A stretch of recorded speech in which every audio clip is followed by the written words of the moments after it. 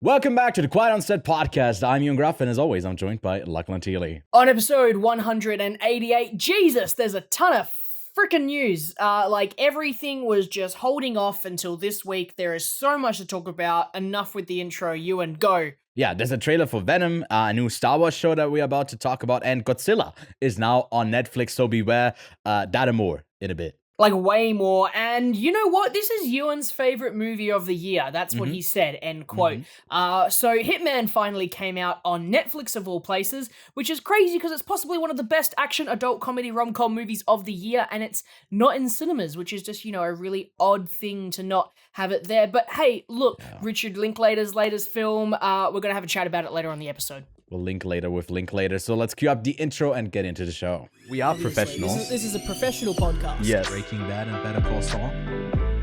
Hello there. Which actually, Did you this get is gonna me a be hat a as bit... well? Yes. So I've got Dooncam. It's just a camera with my Dune steelbook. All right, Lachlan, welcome back. It's a big week. Hello. I'm very excited that My people God. can finally catch up with Hitman on Netflix. By the way, if you are somewhere that's not within the Great Britain, Australia, and I guess the States, I feel like in some Southeast Asian countries, it's also on Netflix. Then, well, that's the reason they didn't acquire the rights for the film there. So if you're like, oh my God, there's an episode about Hitman, but I haven't seen the film yet. What do I do? Well, you get a trusted VPN. This would be the perfect place for a sponsorship. Well, we don't have one at the moment, so I'm not going to shout out anything per se, but you can find it. You can find it on the internet. Just fly to a different country and just watch Netflix there. That's what I did. I went to Italy. I did the natural VPN thing and caught this back at the Venice Film Festival. But more on that later. Like, when we have so much news to talk about, so let's dive straight in. And the first thing I do want to bring up is a story that we've talked about a couple of times before, that being the one of the future of the Paramount production studio that is one of the pillars of the few remaining big companies. We got Disney, we got Sony, we got Warner Brothers, we got Universal, and we got Paramount. And it was up in the air if it maybe gets acquired somewhere, and that has kind of happened. The story itself is not going to be broken down by us in a way that is like 100% correct. I can already tell you, but the story is linked below if you're interested. They are merging with Skydance Media. The good thing that I can say about this is that it's not like someone like Apple, or it's not like Disney or something else where a big studio just gets acquired and is now part of an even bigger company. But Skydance is mainly a production company that has made some of Paramount's latest films, and it's more successful series. So I feel like this is just basically like a buyout kind of merger. So they are a bit more healthy overall. Yeah, Lachlan, do you think there's like any reasons for concern that these companies or like Paramount is getting too bloated with this, or overall, what do you think of the deal as the deal master of the show? Yeah, of course. I get this. You get this. Paramount Yes, is getting offer. bigger and bigger, and I think they just need more and more content to make Paramount Plus more profitable. We to definitely get need people back Paramount onto that Plus. They need people to get on Paramount Plus. So best way of doing that is getting a production company that's making fairly decent stuff. So that's all I can really think of. Everyone's trying their own strategies to get better content, and I think every company is realizing it's no longer a quantity game, it's a quality game. Like Netflix, when it first came out, fantastic, so many options, but now people have fatigue and they don't end up watching anything on Netflix. They just spend 2 hours flicking through what's on Netflix to pick something, right? Just too much content, where you've got a company like Disney Plus, where you'd think for Disney, they'd be making higher quality content, but they're actually just making pretty poor shit. So you've got not a lot of content and just bad content. And then you've got maybe a company like, I'm trying to think of someone that has like good content. The only one that Apple I can probably is the one that has Apple, pretty good quality control. But it's not a lot. It's not a No. lot. It's a quality control thing, but I still wouldn't say it's like fantastic. Prime is like in the middle there, where it's got some good things, some misses, and it's like, yeah, but now they've got an ad tier that they're charging me an extra $3 to not have ads, and I'm like, I'm going to get rid of Prime once the new season of The Boys comes out, and then I'm getting rid of it. So it's this thing now that everyone's just, hey, let's not bother with streaming services anymore. I'm finally on the end where, I mean, you just got rid of Disney, right? I've joined your plan, which is a new thing for me. I've never done that for anything ever. Like I've always had my own plan in some way. So the leeching has begun for me, which just means streaming services are dying if I start leeching off other people. You know what's alive and well? We'll get to it soon. Physical content. Yes. I'm so excited for that because, with what I've been working at in the cinema, I had to hunt down a couple of like exclusive Blu-rays and DVDs so we can show all the films. And I've had some good luck with that as well. So I'm all hyped about physical media at the moment. Yeah. But yeah, overall, Paramount, I think this deal is not a bad thing. It's not, gonna make it so there's less, I guess, competition, and therefore we get a lesser product. That's usually how capitalism is supposed to work. And under that structure, you got competition. That's what drives innovation. And this is not a contributing factor to, I guess, lesser the output of films that are gonna come. So good overall. I don't see anything bad with it. A new video game adaptation movie is coming out from the director of Blue Beetle, Angel Manuel Soto. It's a movie about Just Cause, the video game franchise. Ewan, have you played Just Cause? Have you played it before? I think. Look, I'm opening Steam right now. I definitely own it. Do you know the premise? Of Just Cause? So it's just a really silly action game, essentially, where you get to glide around and just have a good old time shooting up the place. Basically, I don't know why, but the central character gives me a lot of Nathan Drake vibes. Rico Rodriguez. Yeah, and he just goes crazy. And I mean, it's perfect for an adaptation of the film, way more than something like Uncharted is, because it's just action. It's just silly action. So that's what it is. Just Cause is silly action, and I must admit, it's a really fun game. And I don't always need fantastic, like, Last of Us level of video game in my life. I have a lot of fun playing some of the Just Cause games just because they are stupidly fun. It's a bit like the Saints Row games, except the most recent one. It's a lot of open world, dumb fun, and this is just that. I'm excited to see more of these adaptations being done by people who could definitely do it. Like Blue Beetle had the fun factor to it, but it didn't really have like the, the solidness of like a great movie. And that's kind of what you need. You're not going to get like a top class director making something like this. You're going to get someone who's, hey, let's do an A grade, B grade movie video game adaptation. I'm totally in for that. And I had a lot of fun with that. It's produced by, David Leitch's production company, 87 North. So that's also something that is, I feel like for this overall, a good thing. Because, David Leitch is a really capable stunt director and at the moment, like also director, and just his production company comes with a quality seal to do action great. Like it will have a lot of like CGI type of action as well. Just finding the sweet spot there. And getting it's not a hang glider, but he uses what's the thing called that? It's not like a parachute. It's like more like a wingsuit. Does he always have the wingsuit? I thought that was like the latest edition. He has a wingsuit, a grappling hook, and a parachute. Yeah, those are like the three key mechanics. It's basically like a live action, like Zelda in some places, where it goes from cartoon, but brings it into live action. That is the biggest stretch. Well, there's a grappling hook in some of the. So far away. I feel like the Zelda games are like very cartoonish. That's what I meant, and like have some logic, and that brings it just to real life. It's more real. Which also means the Zelda games are very similar to the Guitar Hero games. Just because there are moments where you play the ocarina and you have to hit the notes, and it's the same with Guitar Hero. I like your stretch.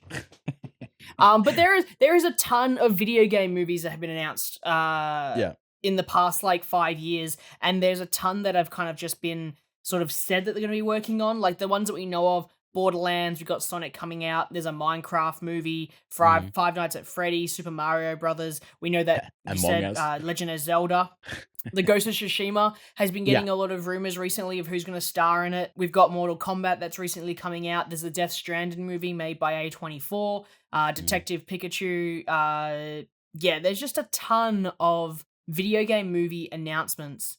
And it seems to be like they know they've got something here. Like they know they've got something. And what they do from here really matters, because they've tried doing video game adaptations in the past and they've been a flop.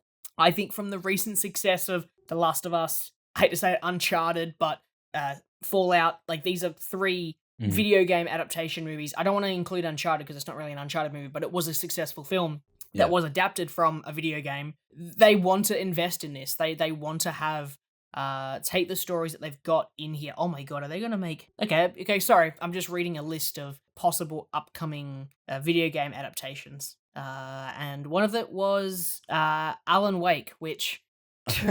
That's already closed out, isn't it? Like in the...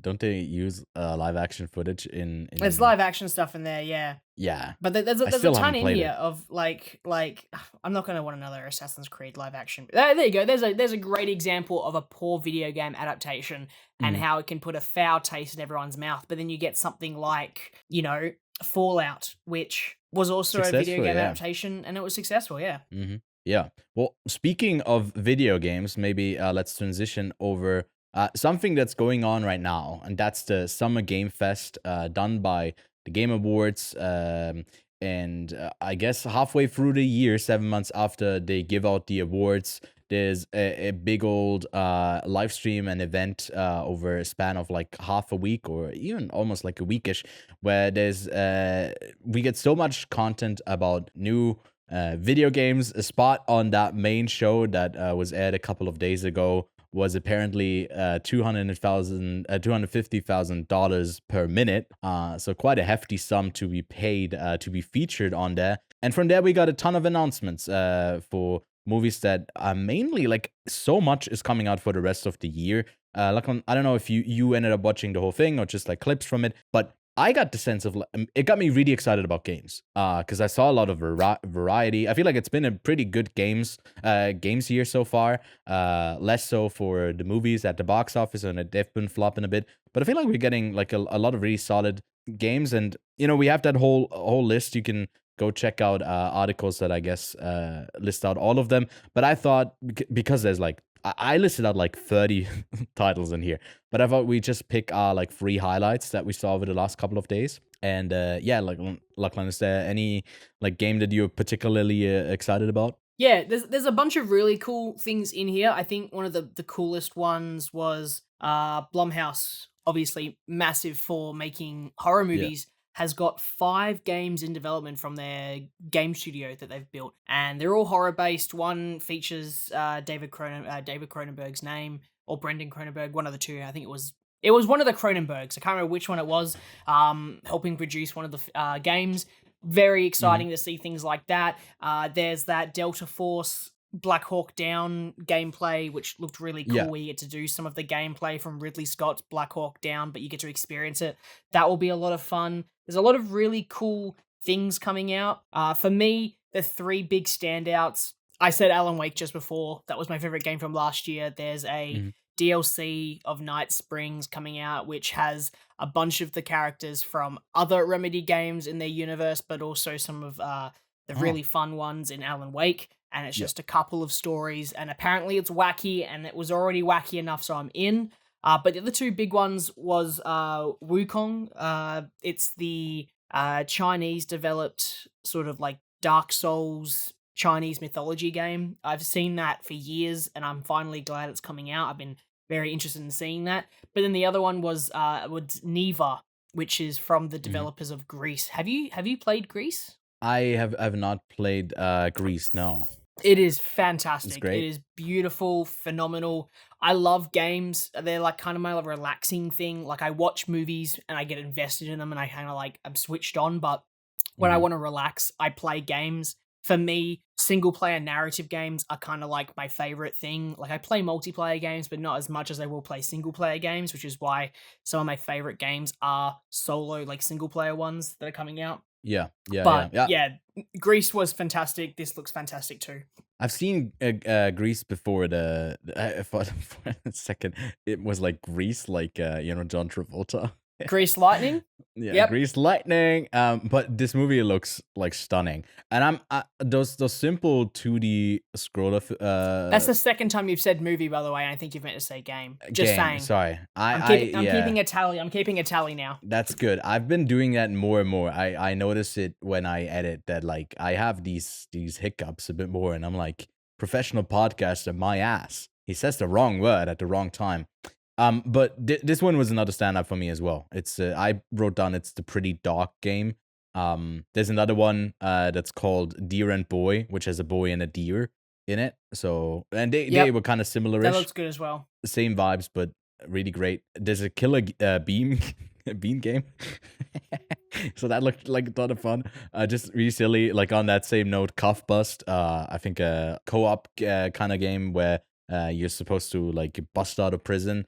Really cartoony. You can play it with up to 20 people. Harry Potter. Like my picks are mainly. I didn't pick Harry Potter by the way, but my picks are like I saw that 2 of them are like tied into like movies. So it goes back from like there's games that are adapted into movies or TV shows, and I go back to like I want to play games that are from those movies. I really want to play that Mad Max game as well. I've heard like a lot of good things about it. Have you not played it? No, I don't even own it. That's one of the games that I own the game. I don't play the game. I didn't even own the game. I'm waiting for it to come on sale. Star Wars Outlaws. Look, that comes out not too far off, August 30th. Is that like something that gives you red flags that this one is not going to be good? But because to me it looked kind of interesting. It's Ubisoft. Yes, I guess I feel like the concept of it is like that's cool, but I don't know if they executed, I guess, well. I'm not as excited anymore about it. Look, I again, Ubisoft fucks everything it touches, so we'll see. I'm not that in the knowing of like which studio is doing great and which ones aren't. I don't know what was the last like Ubisoft game that I played. But I've also haven't played the first one of this, Kingdom Come Deliverance. I don't know if you're familiar. Apparently, like the first one has been received like quite well, and this one looked like a ton of fun too. So I was like, okay, maybe that's something that I catch up with. The first one came out in 2018. Seems to have a good story, good characters, pretty good humor, and then that paired with, I guess, the medieval setting.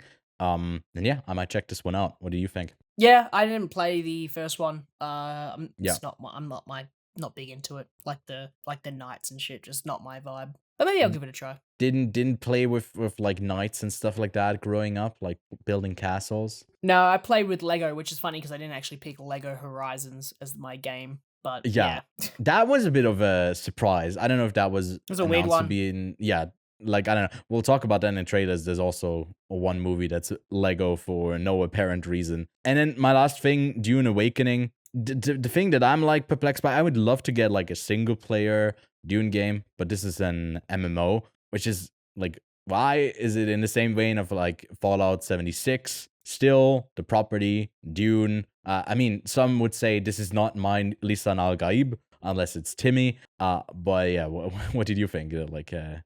Why did you not pick it? I assume maybe that's something that you'd be interested as well. I didn't pick it because of it being an MMO. I am a solo single player video game kind of person. I mean, me too. I play online games. I really do. Like, what's the most... Hang on, where's my Steam list? What was the most recent game that I played? It was Metal Gear Solid. Okay, that's not a really good pick, but picks. Well, the last online game I played literally was, a guy that sneaks around. I was playing X Defiant. There's a new.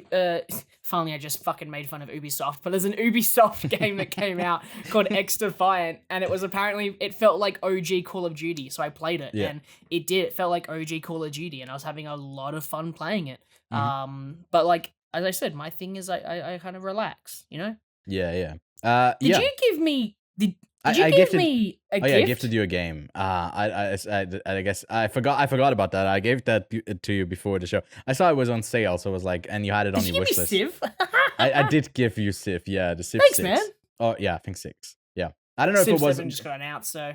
Exactly. That's like another big game that's coming in 2025. I haven't really played any of the games, but I was like, I already owned Civ 6 because it was on. It Fair. usually gets like really good sales, and I've heard only good things about it. For me, it's like, hey, when there's a good sale on Steam, why not get it now and then never play it? That's just my kind of mantra. Perfect. There was also like Antrosia, the last song. I don't know if I pronounced that correctly, like a Souls-like game. I feel like the roguelike or the roguelite and Souls-like games are really on an upswing in popularity. Souls-like something like, did you ever finish Elden Ring? I kind of forget how far along you got. I struggle with those games. I can't do them. I've tried. I'd like to try one of the older Souls-like games. So I'd really like to try Dark Souls because I know I'm missing out. I think I just struggle with the patience of it all, which is funny because I like single-player games, so I should really like that. But I think for me, I really like a narrative that's in my face, where with the Souls-like games from Dark Souls, the Elden Ring, the story is mostly in the world and it's not really in your face. You don't have to follow it. So I guess there's that, but I would really like to give a Souls-like game another try. I've tried Dark Souls 3, I've tried Elden Ring, I've tried Sekiro. The only Souls-like is the light ones where it's not like super hardcore, but I really want to give it a try. And like another thing that I found interesting, I haven't played any Souls-like games. A bunch of Souls rogue-likes, which I found out the difference is that like in the rogue-like, you have a complete reset and you take nothing from run to run. And keep getting it mixed up. A roguelike is when you pick up certain things, like you unlock stuff. Like Hades is, for example, not a roguelike, but a roguelite. So a bit of knowledge for you there that I didn't know and found out this week. It's great. Something that was pretty cool is that, of course, the Among Us TV show, because they definitely didn't miss the moment there, but the cast there is crazy. But the production studio behind, or the development studio behind Among Us, Outer Sloth, is producing, or maybe that's the name that this new thing is under. I don't know if it's the same name there for it, but Outer Sloth is producing a bunch of games from the profit that they made with Among Us, and just basically highlighting smaller studios or like just a couple people developing a game. And I mean, that's how they opened the show as well. What's his name? Keighley something? Jeff Keighley, yeah. Basically said like, the layoffs that have been happening. We've talked about layoffs quite a bit on the podcast as well. Mainly more concerned with movies, but with games, it's been the same issue with, I guess, not being valued by these bigger companies who have just been shedding a lot of their staff. And highlighting smaller projects is definitely the way to go, because a lot of people are out of a job and they have a lot of talent. So maybe we're gonna get an uptick in individually, like solo and smaller projects out of the circumstance of, I guess, not being able to do larger projects for a while for some people. But Skate was another big thing that was announced. I guess that's EA, which is usually not really liked by a lot of people for a lot of reasons and for a lot of warranted reasons. But it had a great trailer with Tim Robinson, a clip there, and didn't really show much. I don't think they gave a release date for it, but Skate was such a moment in history for gamers. Such a great big game. I think I played it a bit as well, but I don't remember what I played it on, because it's like that faint of a memory. What about you? Do you have like any memories with it, or were you more like a Tony Hawk Skate type of guy? Or I was a Tony Hawk kid. Sorry. Totally understandable. No, it's okay. Skate was the one that I guess got really popular. I think for those couple PewDiePie videos is where I got really familiar with it as well when I was younger. Didn't he have like a series of it? Being really silly and crashing and stuff. But yeah, Lachlan, did you share your third pick, Wukong? Forget if you talked about it already. Yeah, I did. It was very quick. I've seen it for ages. Looks great, right? It looks stunning. I'm just super keen for it. Yeah. Looks like a ton of fun. I don't know what exactly to expect from the gameplay, but it looks great.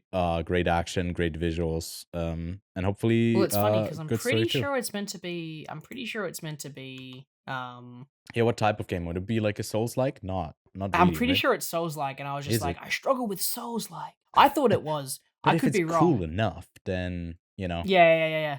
If it's cool enough, no one cares. action RPG, Oh, combat. it's not Souls-like. It doesn't say Okay. Souls-like, no. It's like, no, it does say Souls-like, yeah. Under the, Hey! it's also tagged with nudity, FPS, and hentai, so I don't know if it's that accurate, to be honest. What? So I guess the monkeys are getting naked. Sold. What can I say? I'm sold. It's feel like you those had me. Wikipedia type of You had me at tags. hen. Yeah. But yeah.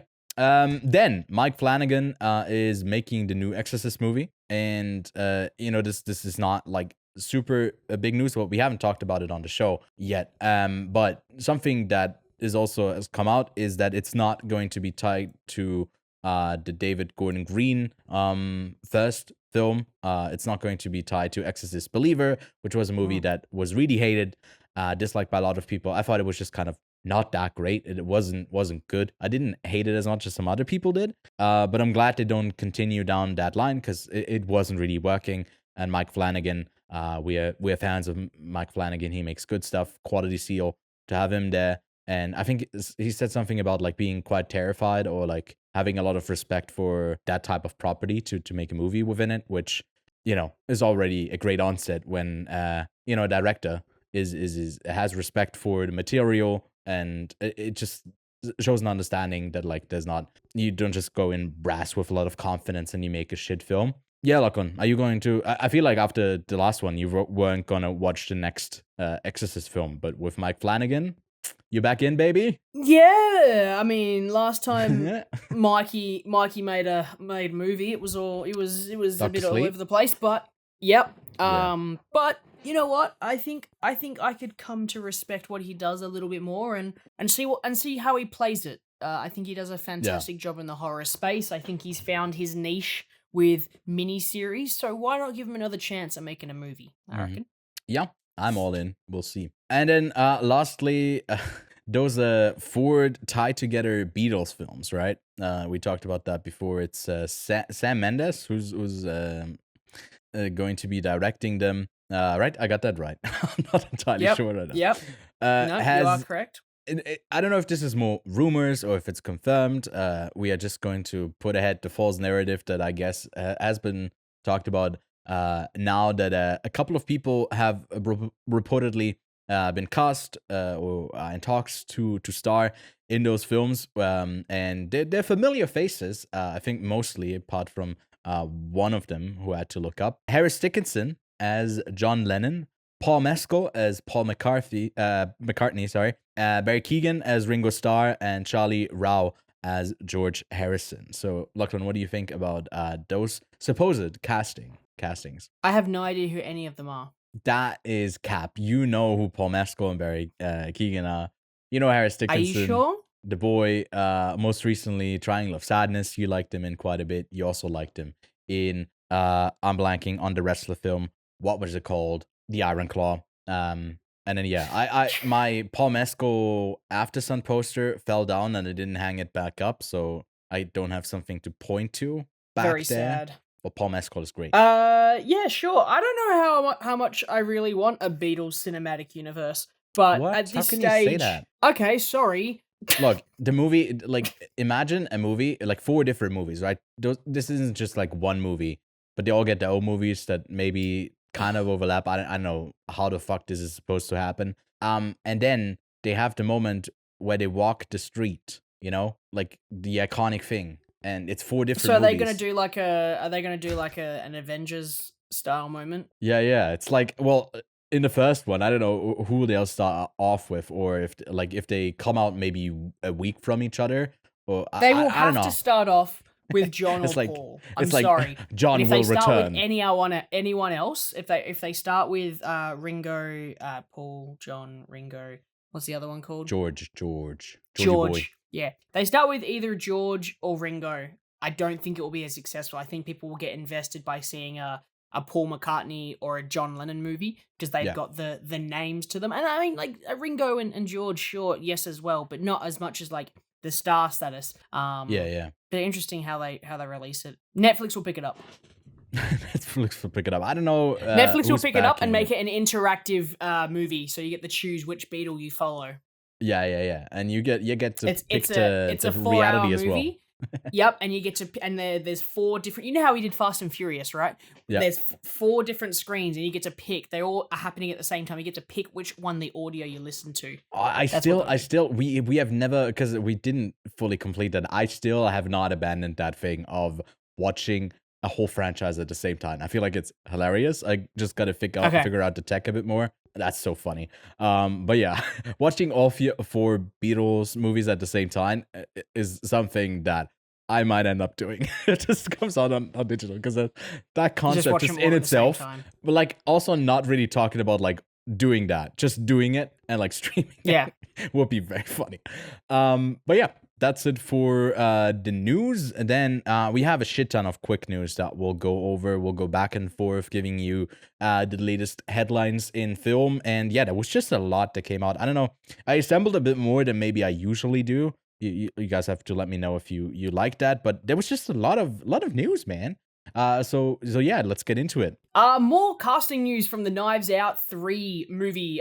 Tom Hayden Church, Glenn Close, and Josh Brolin have all been cast in the film. Apparently everyone in the cast can sing, so it's rumored that there will be a setting in Broadway, or maybe like a musical theme. That seems to be a big thing recently, where things are all musicals, you know, like Venom, The Last Dance, etc., etc. Yeah, Venom, The Last Dance, I definitely got to sing. I'm very excited for this. I would be hyped if it's set on Broadway. Maybe it's even a period piece. That would be fun, but even a modern one would be fun. I'm all in for this. Cast is great.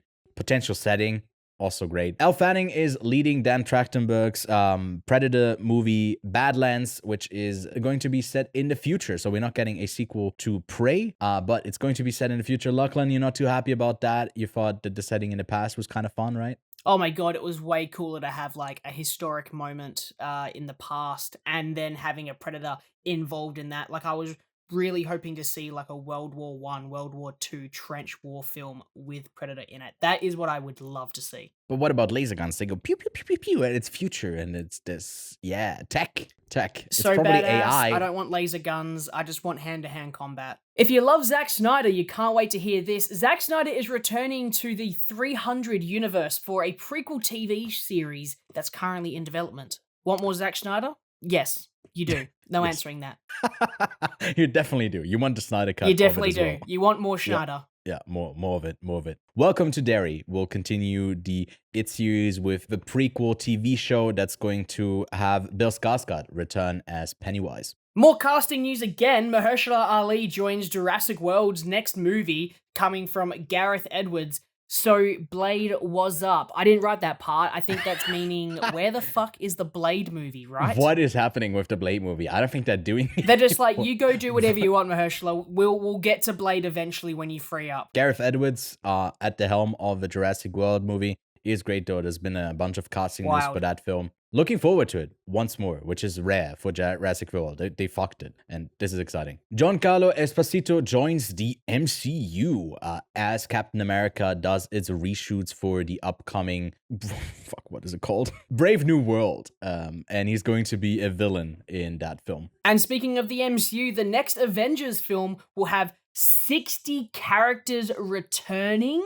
Yeah, I don't even think you can have that many people in a film. My God, 60 characters returning. They bought the expansion pack. You know, they can add a couple more. All 60 of them will be 60 different variants of Iron Man, and Robert Downey Jr. is going to have to do more like playing multiple characters like he does in The Sympathizer, because he absolutely adored doing that. And Sean Levy is in early talks to direct that next film. Then Cillian Murphy is set to star and produce the upcoming Peaky Blinders film that has been greenlit by Netflix. Paul Giamatti is set to star in the Hostel TV series with Eli Roth producing. Emma Stone and Nathan Fielder are continuing their collaboration with his upcoming feature directorial debut, Checkmate, produced by A24. By the way, I've made a film that's called Checkmate as well, but I feel like Nathan Fielder's one is definitely going to be the better one between those two, but exciting to see them work together again. Tom Blythe, the star of the recent Hunger Games,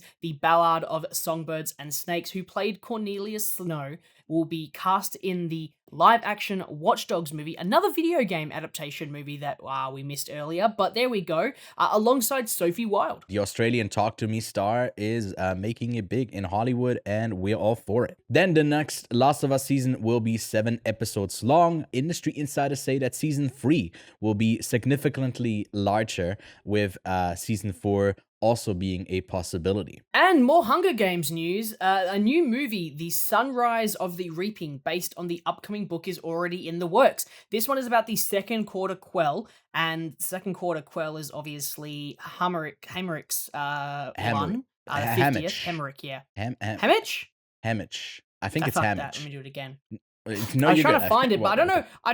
Hang on, I don't know fucking why. Hamish. But on Hunger Games' IMDb page, you have to scroll.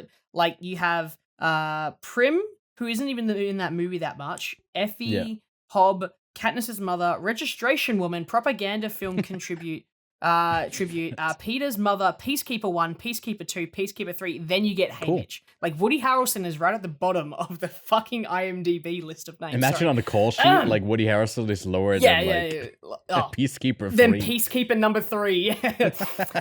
There's a new Hunger Games. Speaking of Hunger Games movie, there's a new Hunger Games movie coming out. The Sunrise of the Reaping, which is based on the upcoming book, is already in the works. This is about the Second Quarter Quell, which is the 50th Hunger Games that happens. There is a fan book for that one already as well, out November 20th, 2026. The book is out March 18th, 2025, and just so you know, it is Hamish's Quarter Quell. That's the one that he survives. Hamish. That's the one they talk about in the sequel. Well, I guess in the original series as well. It's the one where there's double the amount of tributes, and that's the one that he makes out of it. Double and it I feel to the there's next person. like exactly. And so I wrote the part about the fan book. I don't know if it's just like a fan story, if it's like a Wattpad type of stuff. I feel like I've read part of it. Maybe it was also just a fan-made film. I think it's a fan-made film on YouTube that I've seen that just basically depicts what happens there. I already know what the story is going to be like. You love fan-made stuff. You love fan-made adaptations of things. I have a fan right here, Lachlan, and it's fan. Great. Yeah, this is my good buddy fan, and I love what the fan made. 34. It made. That's why it's also in like that, that type of shape. Anyways, moving on to Wes Anderson. His next film, The Phoenician Scheme, will star Riz Ahmed, Tom Hanks, Michael Cera, Willem Dafoe, Bill Murray, Rupert Friend, Benedict Cumberbatch, Scarlett Johansson, and Benicio del Toro. What an exciting lineup. Glass Onion 3, Knives Out, Glenn Close, Josh Brolin, and every other. My God, there's a cast. There's a cast and a half, and a lot of returning people. Maybe from his last film, like Tom Hanks, I think was his first role, right, in a Wes Anderson film, and someone new. And he gets Bill Murray as well. He gets Bill Murray. Yeah, I feel like he has to be in there. And then Willem Dafoe is always great. I don't know if Michael Cera has been in a Wes Anderson film, but it's just like a good fit. And for sure. I'm sure Riz Ahmed can do just fine. He can hang. He can hang. Just like this hang, for me going, there's a third Angry Birds movie in the works. I didn't even realize there was a second. But a third Angry Birds movie is in the works with Josh Gad and Jason Sudeikis set to return. Didn't realize they were also in the other ones. Yeah, I think I didn't write down the names of which birds they play, but I feel like it's probably the red and the yellow one, maybe, or maybe one of them is a pig, or maybe one of the guys is the bird that's a bomb that explodes. I'm clearly in touch with the games, but this is the type of game adaptation that we're lacking. We need this. Exactly. Then the first Gotham TV awards were handed out. I thought this was supposed to be Gotham. Yeah, Gotham. It has nothing to do. It has nothing to do with Batman. The Gotham Movie Awards are usually handed out to independent productions. I feel like there's a couple of those smaller festivals. And this was the first time that they gave it out to TV shows. So I was a bit surprised what ended up winning. For example, Best Drama went to Mr. and Mrs. Smith. Limited Series went to Baby Reindeer. And Andrew Scott got the lead prize for limited role in Ripley. I thought they were supposed to highlight a bit more of like really the really small stuff, but the shows like Gen V, X-Men, and Fallout were also nominated, which, you know, aren't really indie productions. But yeah, it's also interesting that limited series was quite stacked this year. I mean, for example, Shogun lost out to Baby Reindeer, although there was already a second season greenlit for not for Baby Reindeer, hopefully not for Baby Reindeer with all of those. Well, we'll get into that in a second. But with Shogun, not really a limited series anymore with those that second season maybe coming up. Fallout was independently produced. Yeah, after Nuclear Independently Fallout. produced by Jeff Bezos' pocket. Ayo, Baby Reindeer's lawsuit against Netflix for $170 million has other studios set guess true stories adaptations. What? Second guess. Sorry, I wrote that. No, it's okay. It's a typo. You're just making me seem like a fucking idiot. Baby Reindeer's lawsuit against Netflix for $170 million. That's right. The lady who it's based off of is suing Netflix for $170 million. Has other studios second guessing, quote unquote, true story adaptations. Because why would you want to be sued by, I think she's Scottish, why risk a Scottish woman? I'd be terrified. Yeah. She's Scottish? Big old Scottish lady. I don't know what she is. I don't want to speak on it because I think she's Scottish. We don't have any money to give up, but she might sue. She might sue you. Yeah, she might sue. Yeah, that's why Based we didn't cover Baby Reindeer. Not a true story. not a true story. It's totally fabricated, and she's a great person. Good stuff, Fab. Marsha. Then we got a new director. Adam Wingard is out for the new Godzilla King Kong film, and Grant Spatoro is in. I don't know if you're too familiar with what he's made before. I haven't seen I Am Mother, which was a Netflix film that he made a couple of years back. And yeah. That's an Australian director. I'm pretty sure he's from Western Australia. Really? Well, representation. Would you, as a Western Australian yourself, I guess, kind of doxing you there in the general area of the most remote it's place only ever? The I mean, there's not too many options where you the could ones stay. In Australia. Yeah. Would you be like willing to take on a Godzilla Kong type of film? Would that be like to sub in if he needs to sub out from Western Australia? Would you sub in? Oh fuck yeah, I would. Dude, I've got so many good ideas for a Godzilla versus King Kong movie. What'd you make him do? I'd get a robot Godzilla. Fuck, that's already been done. I'd get a boxing glove for Kong. Fuck, that's already been done. I would go and create an upside down. Oh fuck, that's already been done. I would have a giant moth. Fuck, that's already been done. I'm running out of ideas here. I think they're running out of ideas. But I'd like to see what happens. I have a final suggestion. I think what would be really fun for that type of movie is just imagine a really, really, really big trampoline for Godzilla. Yep. And Godzilla double bounces King Kong and then it hurts his legs. They just bounce. Just bouncing. Because I feel like they're always like making everything goes kaput. They all destroy everything. Yep. You know? Why not have them bounce on a trampoline? Like that one Community episode where they're all in Serenity and it just like they just jump up and down and it's only one at a time. I think that's a great idea. And it's about like sharing the trampoline. But there's only one person allowed because they're obviously like Titans, they're too big. Yep. Not from Western Australia, but hey, I'd be the third sub in if you need anyone. Yeah, of course. Straight to Switzerland. Last bit of news. Finally, here we go. Finally. WALL-E and Finding Nemo's director Andrew Stanton will direct Toy Story 5. 5. We're already up to 5. They grow up so fast. The fictional characters in Toy Story, but then also the franchises who you kind of just want to kick out of the house at some point. But hey, I guess it's crazy to think that Pixar just laid off all of their 14% of their staff, and they're like, hey. Mm-hmm. It's going from Finding Nemo to Finding Dory to Finding Staff. And Anyways, let's talk about Venom 3, out in October. No set release date for that, just the general area of October is what they're aiming for. Maybe it's going to be a Halloween release. We don't know yet. Just in case they decide to release Dune 3 during that time. Maybe, yeah. There's a big old Venom horse in this that has been making the rounds. I saw a very clever, funny pic that was one of the earliest like clips of cinema with like the horse running, because like that was one of the things that got technology up, because there was a debate around does it actually have like both of all its feet in the air at one point, and with like ongoing set of pictures fast after another. And long story short, there was a connection made between this and that. I saw that on Twitter and I thought it was kind of funny. Lachlan, what do you think of the trailer for Venom 3?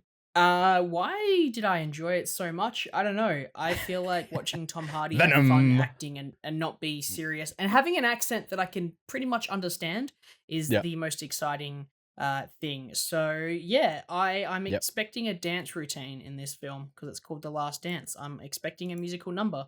It's got to be. We already had who do we have? David Bowie play through the trailer. Yeah. It's got to be. And there was lots that of little dancing scene with Mrs. Chen and Venom dancing on the stairs. So I'm super keen to see if there's like a dance moment. Yeah, it's Venom's Joker moment. I don't know what it was, but the trailer gave me like slight Joker vibes for it for some reason. I don't know why, but yeah. I mean, it didn't look great, but I mean, the last two were kind of decent, and I think we watched them all in like I don't know if we watched the first one together, which is like a core memory in Australia. The second one, we did a drunk cast out of it and played a drinking game while watching it.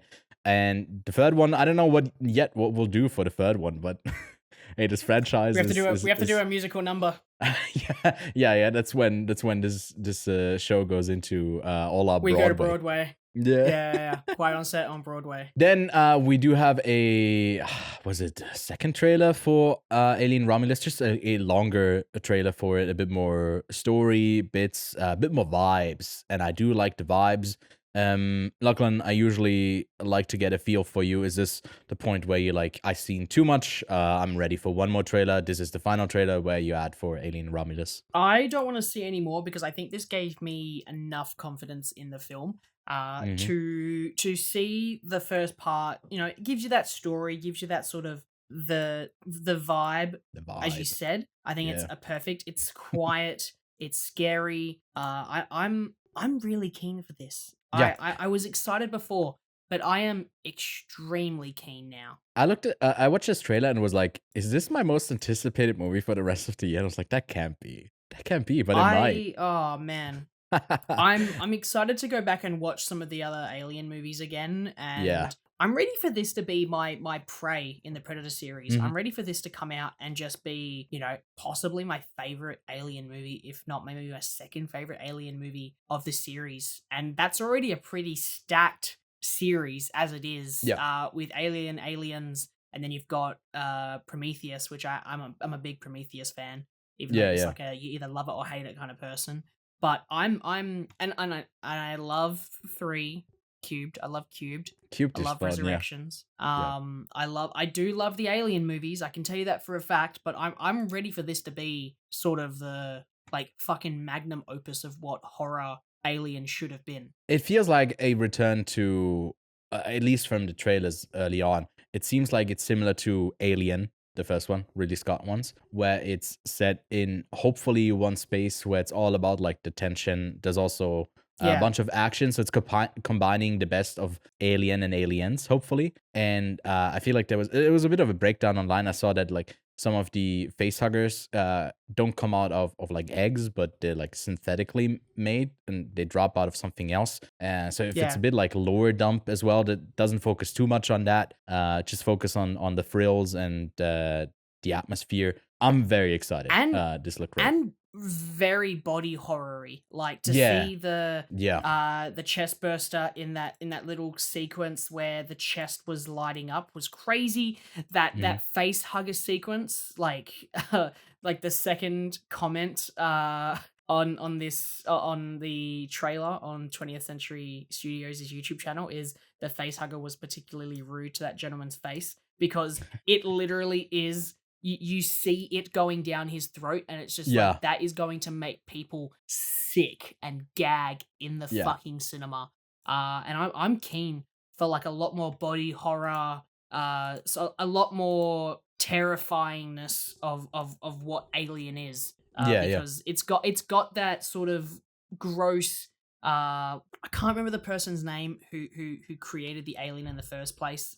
He's that German artist who did like the biomechanical design of it. It's the like that aesthetic of it is so very cool, and it's going to be very awesome to have that shown off a bit more. It's something between like chrome and slime, it's that tied together is like so yucky, but that's kind of the feel that I get for a good Alien that doesn't feel like plastic and not as weirdly CG as maybe Alien Cubed was, but hey, that was fun to see as well. It looked funny. There was also a lot of shots that reference other Alien movies as well, which I mean, the last shot quite as well. excited for. Yeah. And I'm very keen to see someone respect the source material and I guess even the comment, not the comment, but the caption of the video says Alien Romulus takes the phenomenally successful Alien franchise back to its roots. Yeah. Come on. That's what we want. That's what we appreciate. We also appreciate that, I guess, for slashers. X brought us back to that like 70s, 80s type of slasher aesthetic. We got a sequel with Pearl that focused more on the psychological state of someone who later becomes like that type of disturbed. And now MaXXXine, set in the 80s, is going full board into the entertainment business. That one's out over the summer, July 5th. And I'm a fan of the series. I'm hopeful it concludes in a satisfying way with MaXXXine. And a good trailer overall. I thought like it was decent. Lachlan, what did you think? I think it's probably going to be the most fun out of the series. I really loved X. Yeah. I didn't log it, but because I only watched half of it, I recently watched Pearl, and I wasn't that into it compared to X. But that trailer for MaXXXine has got me hyped. I think that's going to probably be my favorite.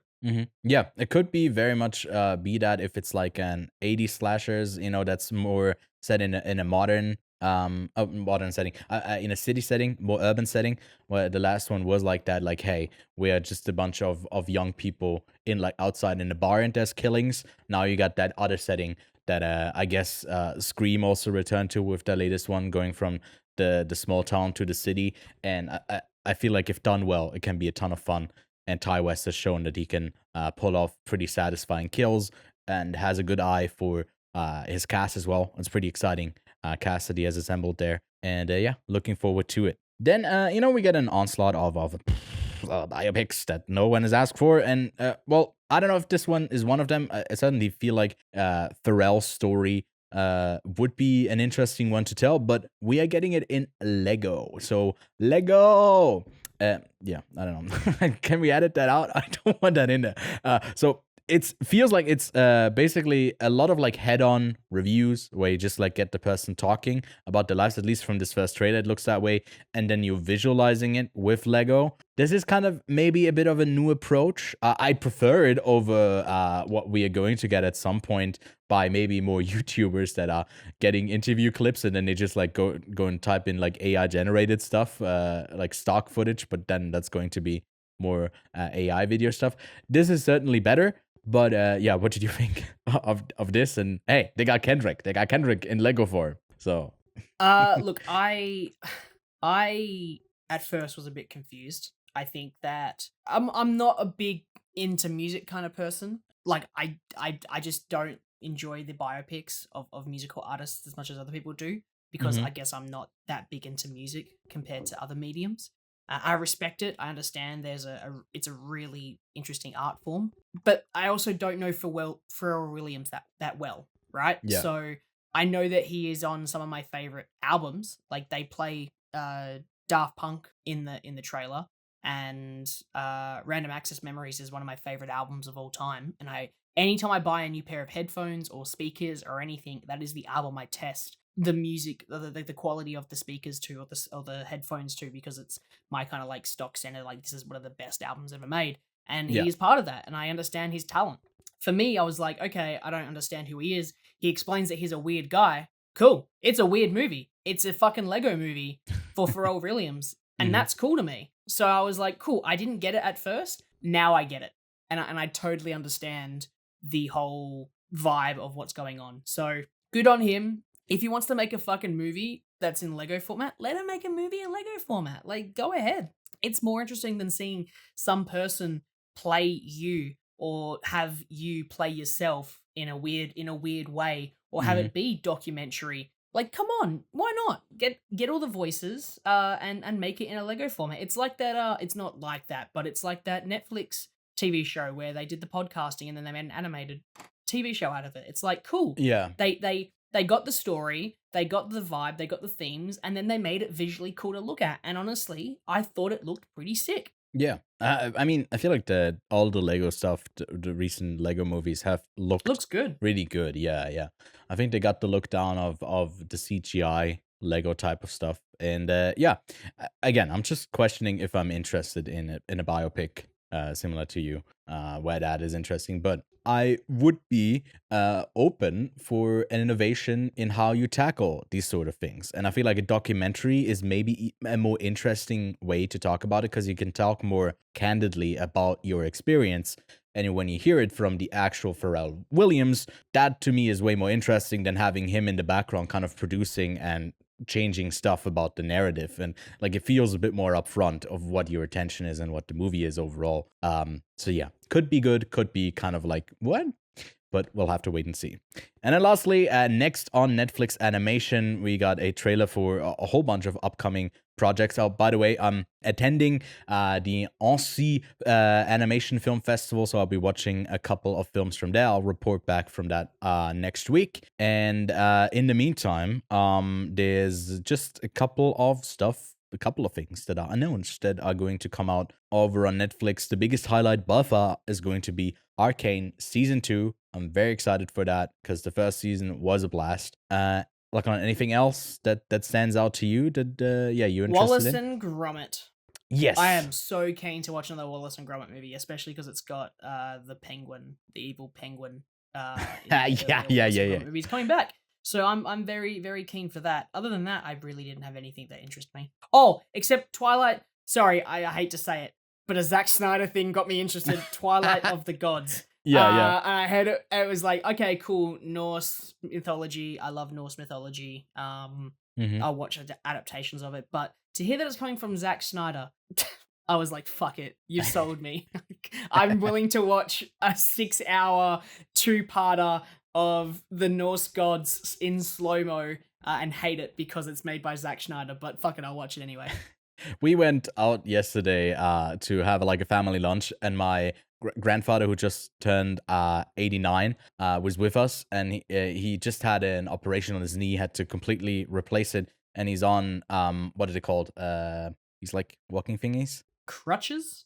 Yes, that's what he's on, and he walks really slowly. So we were like walking to the station to catch a train, and I walked ahead with my brother, who, by the way, also just turned 18. They usually pair up their birthday. It's always a great bit of fun.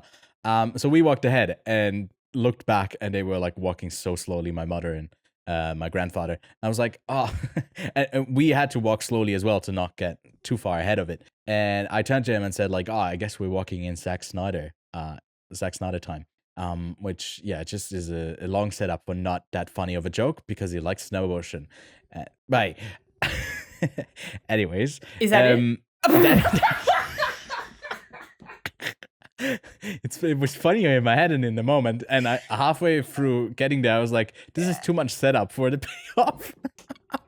God, man, that was brilliant. Thank you so much. Anyways, there's a couple of like family movie nights that that's how they like introduced it in the trailer, with pretty stacked casts for a couple of films that didn't look too interesting, if I'm being honest. There was one called Spellbound with Rachel Segler, Lithgow, Nathan Lane, Javier Bardem, Nicole Kidman, In Your Dreams with Simu Liu and Craig Robinson, The Twits with Emilia Clarke and Natalie Portman, That Christmas with Brian Cox, Fiona Shaw, Jodie Whittaker, Bill Nighy. And there was also a SpongeBob movie, the Sandy Cheeks movie, Saving Bikini Bottom with Johnny Knoxville and Nana Skies. And apparently there's also a Plankton movie that's set to come out in 2025 that they're working on. And yeah, The Imaginary is the one that's playing at the Annecy Film Festival. I don't think Netflix said they're not going to send me a screener for it. So hey, I won't be seeing that one. And then Ultraman Rising, which looked interesting, is also out, I think, this week. And Big Mouth is ending this season with the final season. But that's pretty much the biggest stuff. There was also something called K-pop Demon Hunters. So if that's your thing, hey, you're getting K-pop stars that also hunt demons. So that's very exciting. We live in exciting times. That's it. News. The episode is done. Basically, the length of an episode is done just by us covering the news. But no. Jesus, that's a lot. That's a lot. We're going to splice them up and you'll find them. By the way, if you're interested, you can check out our Clips channel, which usually breaks down some of the news bits into smaller parts. You can go subscribe over there. But if you haven't already, please leave a like and subscribe on this channel as well. We are trying out cutting up our bits a bit more, that you can maybe not experience a 2-hour-long episode, which maybe this ends up being. We don't know yet. And yeah, you can experience them a bit more bite-sized. But yeah, also ratings on Spotify, Apple, everywhere where you can leave a rating is very much appreciated. But yeah, Lachlan, let's finally get to what we've been watching this week.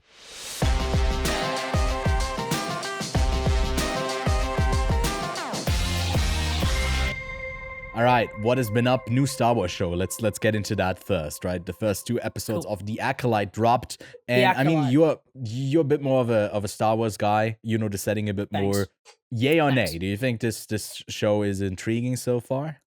I don't need this microphone anymore. Switching back, yeah.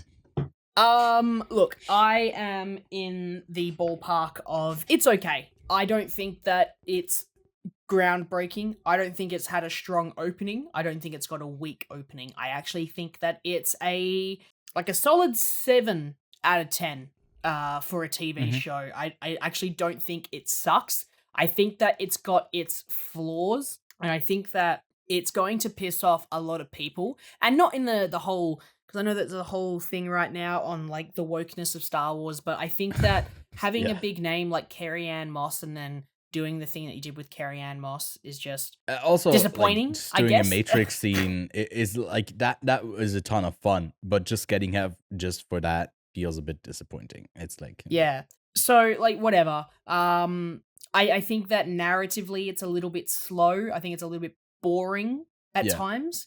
And I think that they've done not a great job in setting up stakes for me to be invested in, because currently it's just this entire story can be solved by people being honest, and at the moment it seems to be like there's a mystery with the Jedi, or 4 particular Jedi masters not saying something.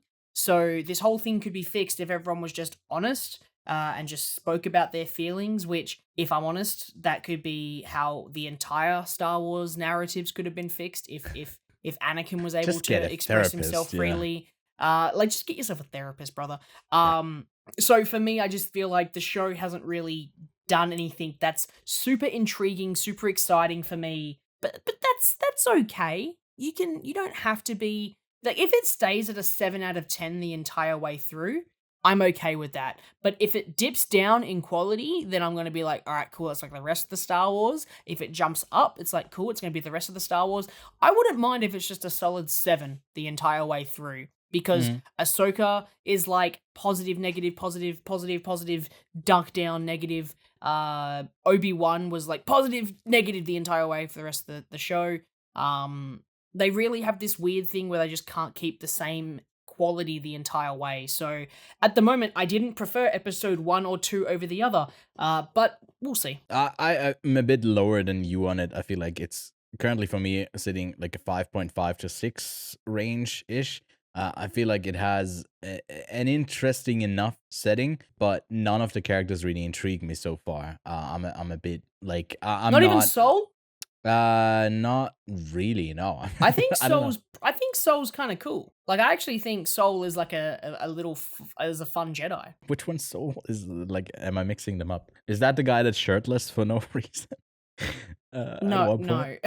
Okay, Soul is the Lee Jung Jae. Korean actor. Who's the Jung Jae, yeah. Yeah. I think that's also an interesting thing about Star Wars, that like how international it gets for most of its run, having that kind of British tone that they try to do. Even, well, maybe it was just because it was back in 70s 80s when the first one was out and people talked a bit more like that, and when it becomes more international with who stars in it, but English remains the main language, which is not really a concern. Like, I don't know if that's like a main concern of the logic and the whole universe stuff of what they actually speak, but to me it felt like it was limited to the space of the dome and when they shoot in, so it felt really small for something that should feel maybe a bit bigger, but maybe it wants to stay small. Maybe that's the intention. But yeah, I'm not hooked so far, and hopefully the 6 more episodes. Hopefully, I'll be hooked a bit more later on. Don't quote me on this, but I'm pretty sure Star Wars was shot in England. Like, the original Star Wars was shot in England on a soundstage. Mm-hmm. Well, we can fact check that in the edit. I'm fact checking it right now. But oh my God, he's Googling. Ahead. You go ahead. Live edit. You go ahead. I mean, Godzilla Minus One came out on Netflix this week. We'll do like a little separate review. I think I'll keep it short here for that reason, but it was a ton of fun to revisit that one. My first experience with it wasn't great. I was at a press screening at the distribution company here in Switzerland that does it. They got like a copy from Japan that had a big old watermark on it. It didn't look great, and I feel like this is supposed to be experienced on the biggest screen possible. I don't have the biggest screen possible, from the viewpoint of my couch, but I still have like surround sound, and I have a pretty good 4K TV. And this was a ton of fun to experience again. And yeah, I don't have to, I guess, shout it out, because I think it shot up to number 1 and number 2, which now has been overtaken by Hitman, which I think is great that Hitman can overtake something like Godzilla in the charts as it comes out, which, because Godzilla was really hyped, and this is something that I'm rooting for even more. And glad everyone can experience some good Japanese. What is it? I was about to say the Japanese name of Godzilla, but I'm forget what he's called now. But yeah, Lachlan, what did you make of it? You didn't rewatch it? I haven't rewatched it, so don't hate me. But I watched it ages ago in cinemas, and I think that was the best place to watch it. At this stage, I don't have a reason to rewatch it because I had a great time watching it in cinemas. I think that the film, it's a lot of fun, and it was just exciting to see another Godzilla movie that wasn't just over the top. It made Godzilla the bad guy again, and that was the most exciting part. Not to have Godzilla be the heart and soul of a movie, but to be what he is, a creature of violence. And he was a creature of violence, and I was like, yeah, I don't give a fuck if Godzilla's gonna cry. I want to see him fight. So I had a great time watching Godzilla Minus One. I think the next time I want to rewatch it is the Godzilla Minus One / Minus Color, where they do it in black and white. I think that's the only other time I want to rewatch it, but when that happens, I'll rewatch it then. I assume you're going to get it picked up on physical media as soon as that's out? As soon as I can, I will get it on physical media, yes. And you had some physical media to show us? Yes, but my battery's gonna die. Nah. Wait, did it just die? As he lifts the bed, it dies. And it's like now frozen. Charging. Oh my God. Let's go. It's like a jump scare. And yeah, Lachlan, you got some physical media to show us? Yes, I got new stuff. I got these ages ago, but I forgot to share them in the past 2 weeks. But I just want to make sure I got it out there, because we are advocates of physical media. I like to own things. I don't want to stream things all the time. If I can buy it, I get to keep it forever, and it's mine. So I got Dream Scenario. How fantastic. It was a really fun movie last year. I can't wait to rewatch it. I got myself Anatomy of a Fall on Blu-ray, which is fantastic. Because, again, it was a lot of fun to watch that movie in Cannes. And then some 4Ks to complete my collection, because I didn't have the rest on 4K. John Wick, John Wick 2, and John Wick 3, all on 4K DVD. match up my collection because I've got John Wick Chapter 4 on a steelbook. Fantastic. But Ewan, the time has come. Yeah. It's time to retire the Morbius cam? 4K. Oh, sorry, I wasn't ready for this. I will have to replace it with my Madam Web steelbook. Yes. Let's go. We got it. It's 4K, Ultra HD, really crispy. $50 this thing cost me. But I know that if Sony shuts down, they are going to literally wipe. Like there are studios who have removed movies from being able to be watched. Scoob was scrapped and it was basically like almost done. Not Catwoman, Batgirl was scrapped and it was done. But somehow Sony came to the conclusion that they should release Madam Web. Mm-hmm. And they might delete it, but I have got a copy for the rest of time, and it's a steelbook. And you know what? I get to watch all of the features, such as the gag wheel, the Easter eggs, the Oracle of the Page, fights like a spider, and the deleted scenes. Okay. I thought the whole movie was just a collection of deleted scenes and botched ADR. The funny thing is, you've owned Morbius for how many years now? I don't know, whenever it came out. Yeah, you got it straight away. You still have not seen it. And you also haven't seen Madam Web. So I feel like your collection of these botched Sony releases that you're never going to watch is just going to grow as that studio does not figure out. Maybe I should do it back-to-back. Would be a fun double feature, yeah. It would be a dumb double feature, but yes. Dumb fun. Well, maybe less fun, more dumb.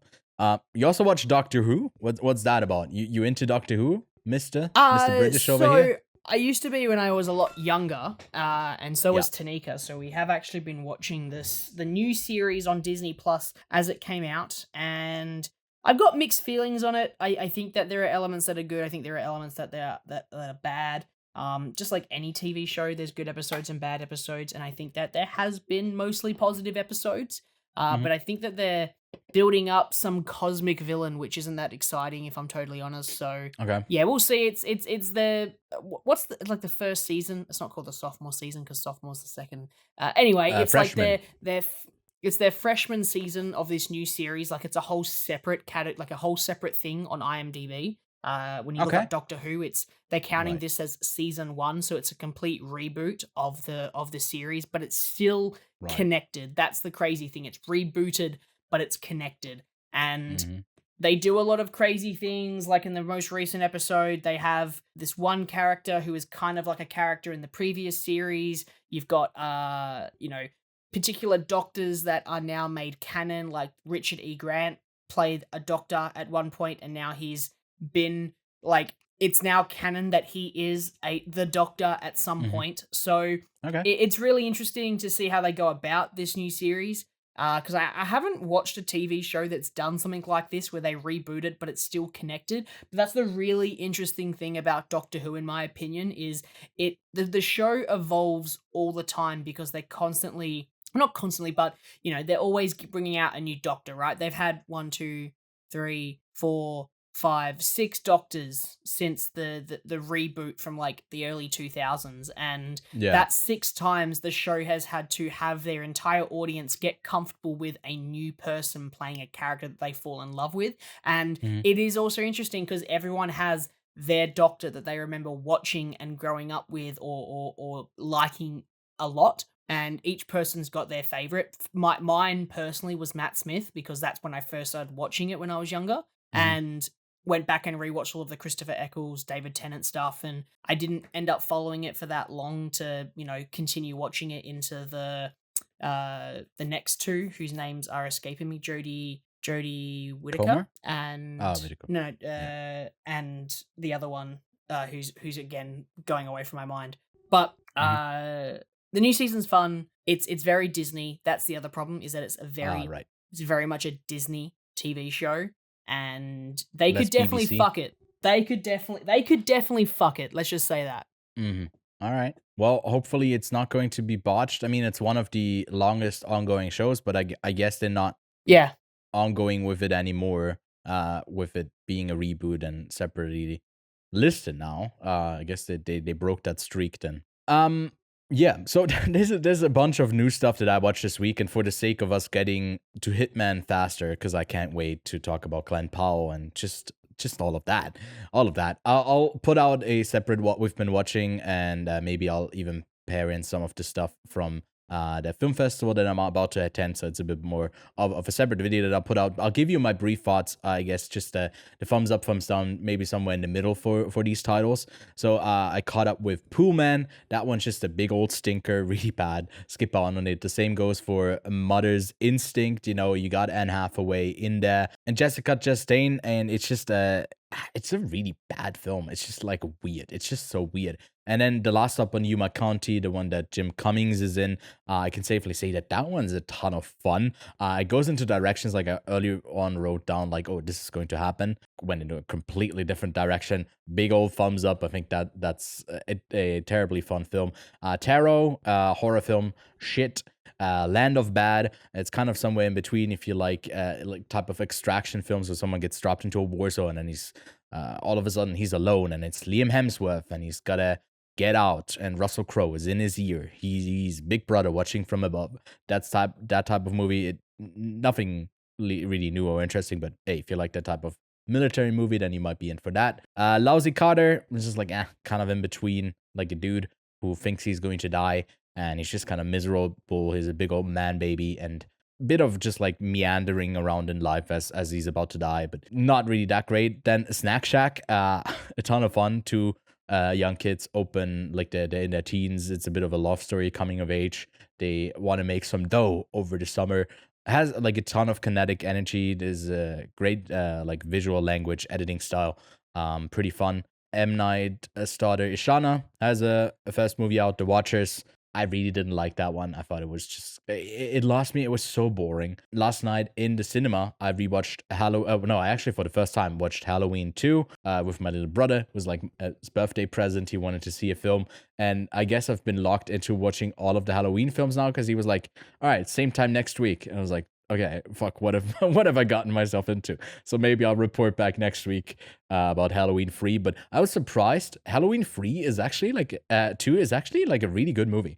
It has some pretty cheesy, dumb kills. Like the first kill that he does, he's basically like a frog that just pops out from like underneath, and then it's just like one stab notion, and he stabs people with like a scalpel instead of the iconic like big knife. So it's not as iconic. There's more bodies in the second one, as you have to if you are continuation in the slasher. But the atmosphere, the slower pace, I'm gonna sound old with this, but they don't make movies like this anymore, and it's a pity. This is like so much great tension building. Again, it has some silly, dumb moments. The ending isn't like perfect, but yeah, I would definitely recommend this one. And then Hack Season 3, I binged through that whole show. It has a ton of heart. It's pretty funny. And yeah, I can recommend it. That's streaming on Max. And then I have a couple more things that I'll talk about in that other video that I haven't got around to yet, like the new Bad Boys movie, The Strangest Chapter 1, and Dakota Johnson's Am I Okay? But more on that in a separate thing. But Lachlan, are you ready? Are you ready? Are you ready? Hitman. Let's put on inner Ron's. You know, you got to bring it out. Leave the Gary behind. We are gonna get into Ron right now. No, leave him on. Leave him on. Leave him on. For the whole leave review. Him on. Oh, you the prefer thing. you prefer I like my Ron side. Right, it's like cool. Ron, yeah. You're my Ron right now.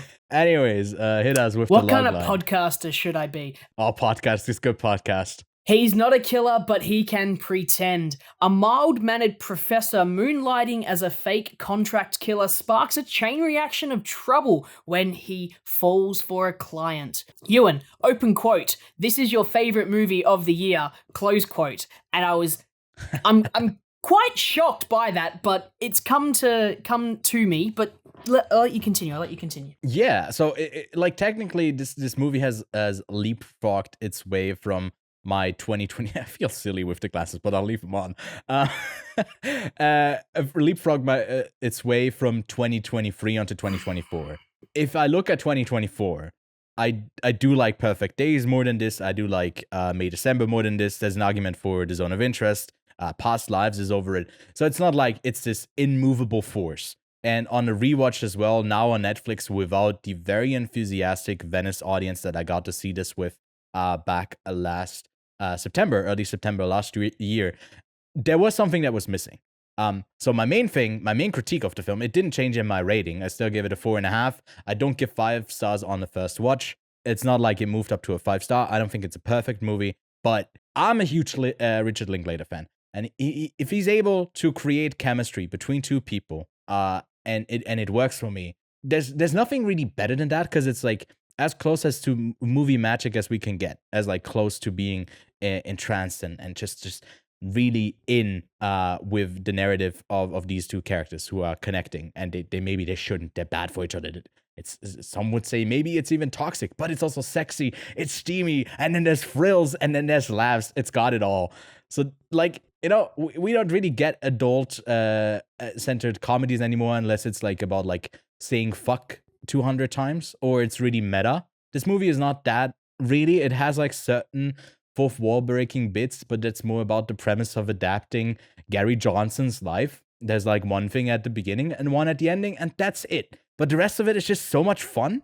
And usually films aren't really that. There's like something serious, like an underlying tone with it a bit more. And this movie is just enjoyable from beginning to end. And that's why I like it so much. Yeah, like, but I haven't had your thoughts. I saw that. Well, you texted me and were like, you're surprised that this one is my favorite of the year, and I'm wondering why you think it's surprising that I like it. Because it's like maybe not one that makes me cry, or what do you think? Why is this special? No. So it's really funny because you're somebody who has seen a lot of indie films this year, and one of the things I will say is indie films have slowly become some of my favorite movies of each year. Like some of my favorite films of the year have slowly become, if you look at my like top 10 from like 2016, and then make my way up to like 2024, it used to be more and more blockbusters, but now it's become more and more independent stuff. And this film wasn't really trying to say anything. That's the crazy thing. It was just an entertaining film. And it seemed too mainstream for Ewan to say it's his favorite movie of the year. But really, that's the wild thing is like, so I was thinking my favorite film of the year. So far, I've given 2 5 stars, and that's Dune Part 2. That's Challengers. The only other like bigger star ratings I can think of would have been most recently with Furiosa. I've given movies like Civil War 4 stars. I gave Monkey Man 3.5. Planet of the Apes 4 stars. Love Lies Bleeding 3.5. Sasquatch Sunset 3.5. So I'm just thinking like Fall Guy, another big popular movie, 3.5. And it's crazy because we had very similar ratings on that. So I thought that far, and you've seen some of and I've heard, Cannes was a bit mid this year. I get it, but there are some really interesting ones that came out of there apparently, and I'm shocked that one of those hasn't taken your top spot. It's crazy to think that close. Hitman is kind of sitting at Glen can sit at the top, and he can stay there. So like currently my top 6 is half of those are films from Gunn. So it's not like Gunn was bad. It's just and if you look at my top 10, this is wrong. Oops, something snuck in there that shouldn't be there. But like it's mainly still festival films. No, I have like a random film that I gave 3.5 stars in my top 10. I don't know what I did. My rank list needs to be fixed there. But my number 2 at the moment is Anora, and there's an argument to be made. Maybe it's better. Like Dune might be better than this film. Challenges might be better. But we had a similar situation last year where I had May December and everyone was like turning heads, and I was like, "What the fuck are you doing? Why the fuck is May December there?" This is great. I love that type of when there's character drama between a couple people that just works for me. But and this May December is a hard one one though. Because May December is it's weird because it's weird, and it's either a hit or miss. Where so far I think that this film has been quite positive to everyone. I think the lowest rating I've got currently from Activity with Friends is 3 stars. I think most people are sitting at like a 3.5, 4 star. Yeah, the most popular thing is 4 stars. Most people are sitting at a 4 star. Yeah. And I think that's like exactly where this film kind of deserves to be. I think that the film doesn't say anything. It's nothing crazy, but it was entertaining as all hell. And it was a bit like The Fall Guy. The Fall Guy didn't really do anything. It was just entertaining. And that film was longer and way more complex. So it entertained you in different ways, where this is completely running off of the charisma between Glen Powell and Adria. Arjona.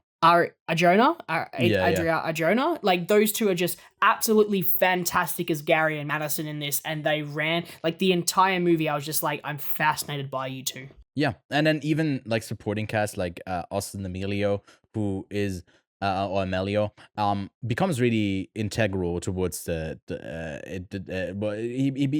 essential towards the part end of the film. Yeah. Maybe we'll get into spoiler talks and specifics to talk about like more of the ending stuff, and once we get further into it and talk our favorite hitman persona, which the one of the things that maybe make this movie a bit lesser is that it ended up on Netflix. It had a pretty bad poster of showing the different variations of I guess the costumes that he puts on, because in the movie because at the premiere in Venice, one of the standouts was just that there was a burst of laughter each time it cuts to like a new persona, because you're not expecting it. We went into not knowing what Hitman was about. It could have been a straight like he's actually a hitman, because I didn't read the premise, and I went in and I was so surprised by like these different personas that he puts on. It's like on a rewatch that doesn't hit as hard, because you're like you're not surprised by it anymore. I feel like it gets pretty like, no, not even clever. It's just like it's just fun, and I don't have to think about it too much. It's also something that runs through the narrative of, why am I blanking on his name? What's his name? Gary, I guess, or Ron, that he's not really thinking clearly of what he should do. He clearly should not get involved with someone who would have been a potential client of someone that he's trying to lock up. But I can wholeheartedly believe that he just ignores the red flags. And like my most recent log of the film was just, is there even a thing like red flags if she's hot enough? And that's essentially what happens in this film. There's just too much chemistry for them to not pursue each other. And I believe them. And that's so rare. So many romance films, which I am a big fan of, like the Before trilogy, like I famously say, is my favorite trilogy of all time. And that's just evoked that type of energy from it. And you can feel it in those latter two Before films. Julie Delpy and Ethan Hawke were co-writers of the film.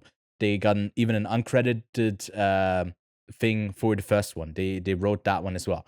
So it's attributed to the people actually portraying the people to get that sort of natural chemistry in what they write on the page onto what they film. And having Glen Powell as a co-writer for this film just shows that this dude is a movie star and he's going to stay there. This dude has staying power. He's very confident, even in his unconfident self. Like he's like smooth. And usually when you have someone like that on screen, he's very punchable usually. But for him, it's like you either want to punch him or you want to kiss him. Like it's between that, like those two extremes. And maybe the punching is even, consenting. It's a bit of rough play fun. Do both. There's yeah, it can be a bit of both. And it's just great. It's just great. It made me like him even more. And yeah, I've talked too much. I've talked more than enough. I want to hear more of your thoughts. What kept me in was first of all those two, Glen Powell and Adria.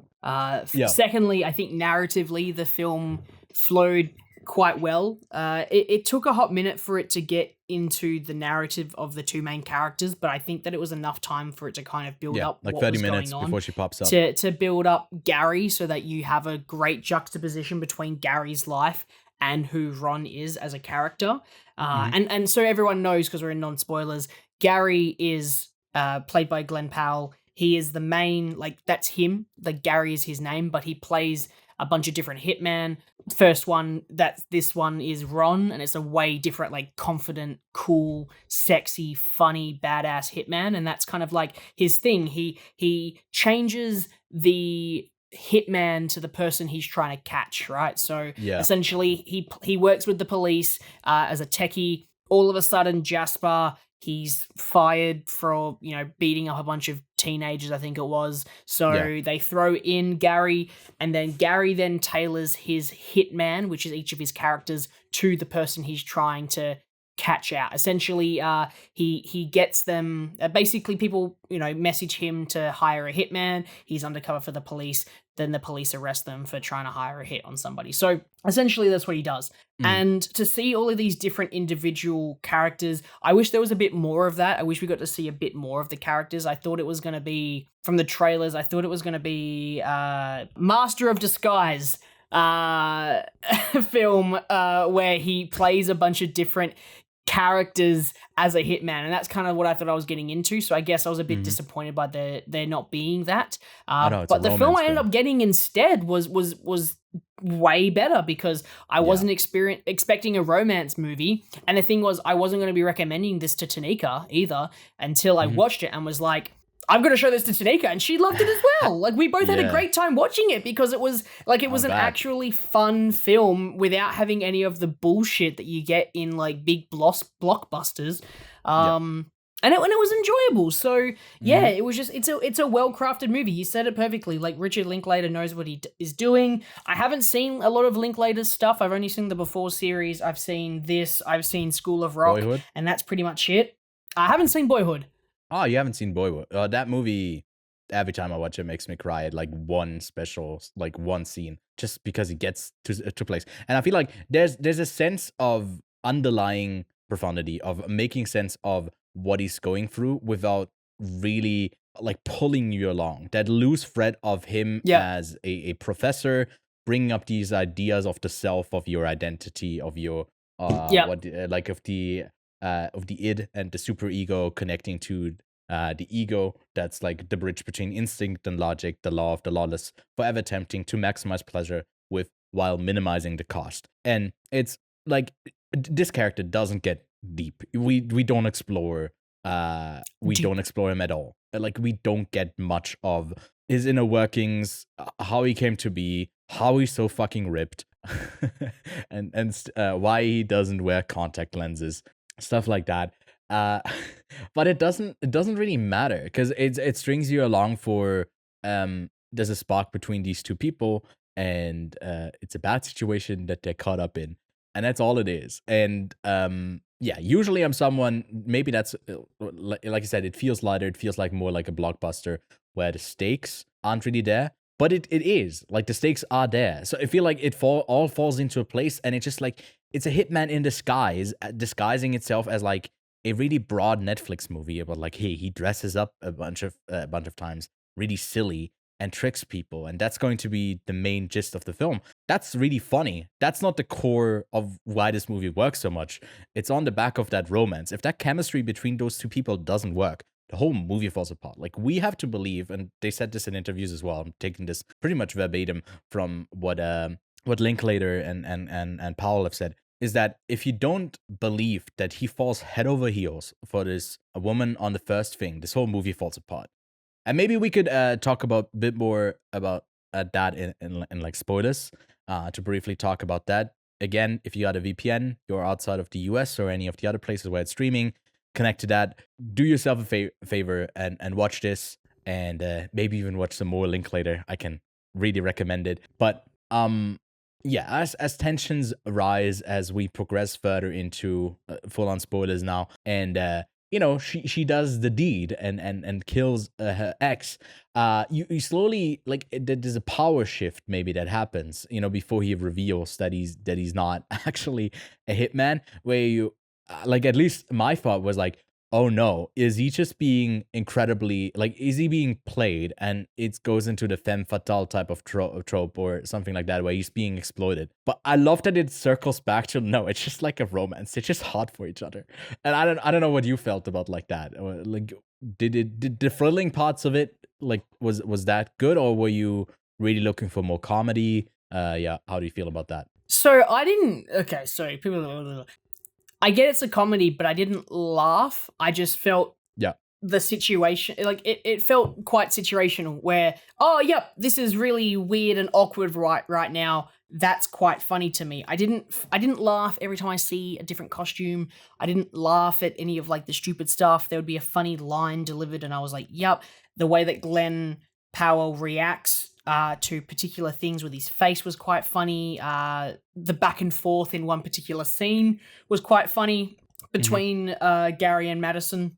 And for me, that was the comedy to it. So I didn't think the film needed more comedy because I thought it was lighthearted enough. And I think that the over the top and the not how unserious it was, because the film gets serious at points with where it goes, but I just felt like the way certain events would unfold were quite comedic, and I felt like that was the fun part of it. Was I thought the story was going one place, the story actually went somewhere else, and I was okay with that. So the adventure that I thought I was going to go on didn't happen, and the story I ended up going on was actually better than where I thought it was going to go. So for me, I thought that the film just hit on every single mark, and I was having a great time. Did you have like a favorite fake Gary?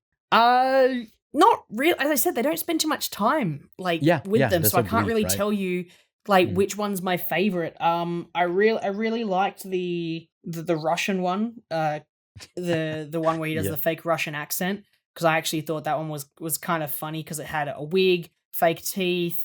I don't think he was wearing glasses, but he says like a line where it's like, huh, like Miami Vice. And I thought that was like a really fun interaction. But for me, I didn't have it. It's between that one and the really weird one. Tilda Swinton one, because those are the only ones that they actually had like massive amounts of dialogue. The only other one is when he's with the like freedom shirt and he shoots skeets, I think, with one dude. Where there's a bit more dialogue. Yeah, the other ones are quite brief. I think you need like three things. It's like blank, and balls, and I've got a muff of that last one, and whacks the guy in the nuts. Yeah, that was a good, and like that line was funny.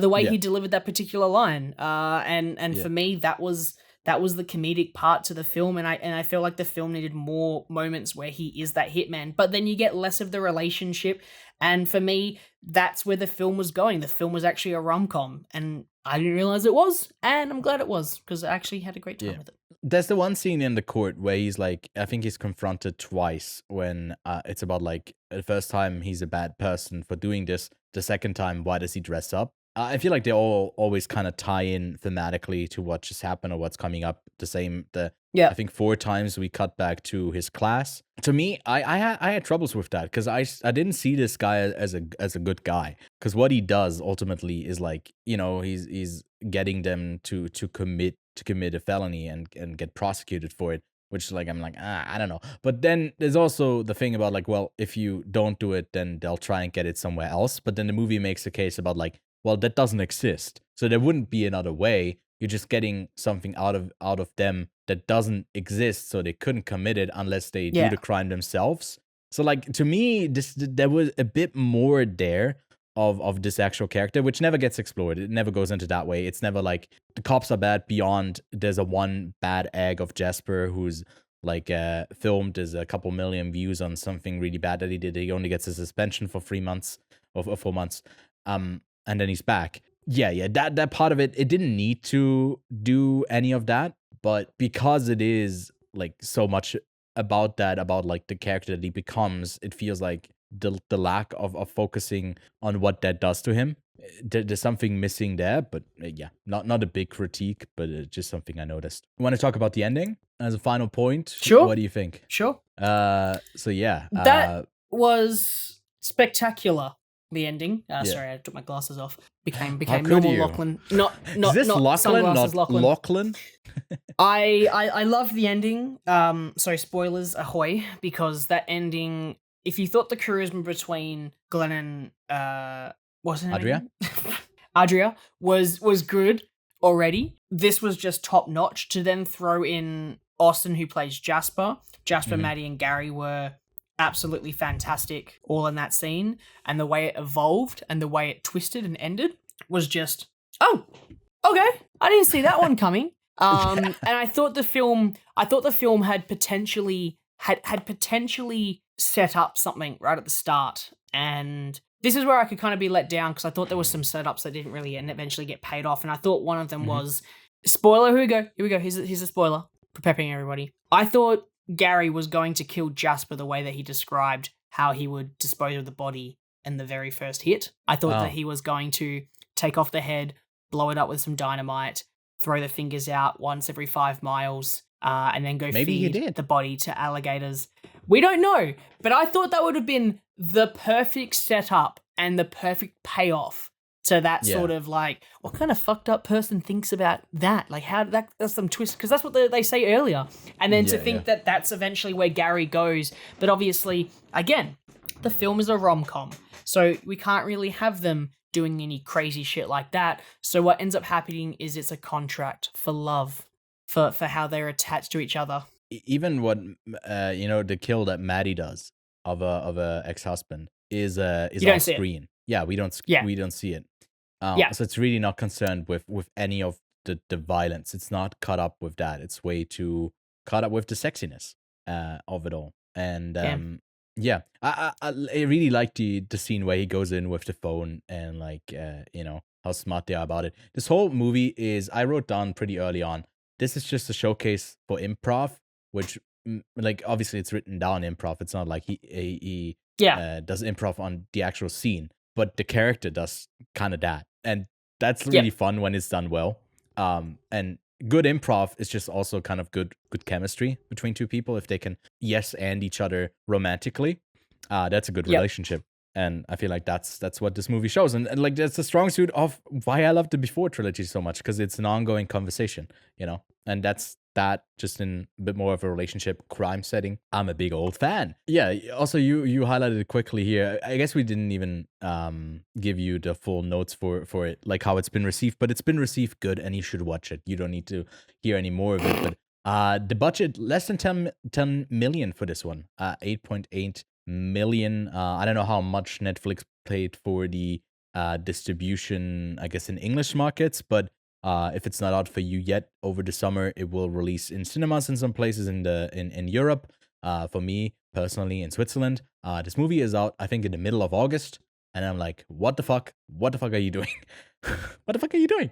Everyone who's going to be interested in this film will have seen it, and yeah, I don't know. It's like similar thing to when they did not have distribution for Everything Everywhere All at Once after its premiere in South by Southwest, when there was huge hype, everyone was getting it. There was no release, no one who was even thinking about like getting that one. But money-wise, I feel like this movie is gonna make its money back with what it got for Netflix. Like for Linklater and Powell, this was a success. Hopefully, maybe not. I don't know if they'll work together again in some form of capacity. But yeah, big also success for me, and something lighthearted, good fun, good romance. My type of film. When other than that, After Sun, when it's sad and I bawl my eyes out, here I can just have a good laugh and see some good romance. Those are the two spectrums, the two Ewans that you get. The one that has its glasses on and the one that pulls it down slightly. But I still am at a 4.5 out of 5 for this one. And Lachlan, what about you? 4.5. I would love to say I'm at a 4.5, but I'm not Ewan. I'm at a 4 with like the rest of the Letterboxd community. Because I think it's a good movie. I think it's great. Mm-hmm. But favorite movie of the year? Bit of a stretch, but I thought it was good.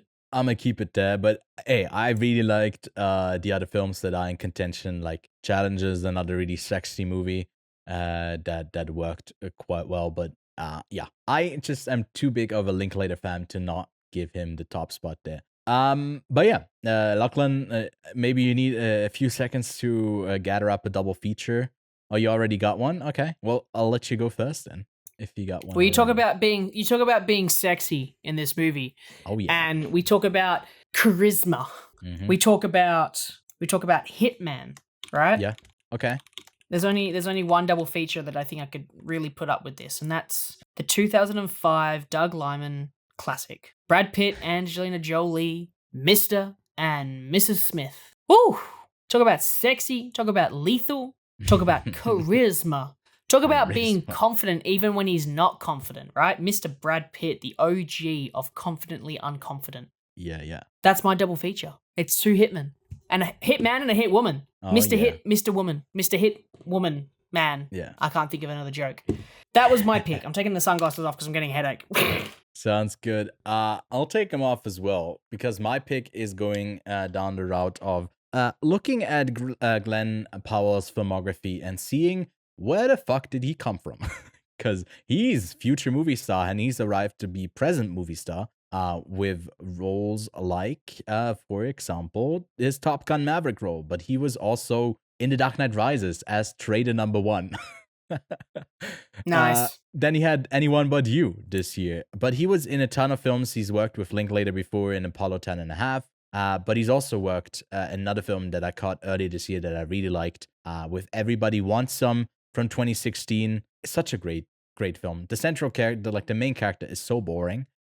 Glen Powell is the standout character. He's a supporting cast member. He's so great. He's also worked with Linklater before in 2006. So a long time ago in Fast Food Nation, which I have not seen yet. I will be watching that. And then later this year, he will be in Twisters alongside Anya Taylor-Joy. The other with the free names, Daisy Edgar-Jones. And I'm looking forward to that as well. But for the meantime, Everybody Wants Some. I think in some places it's also on Netflix. So go give that a try. My double feature pick for Hitman.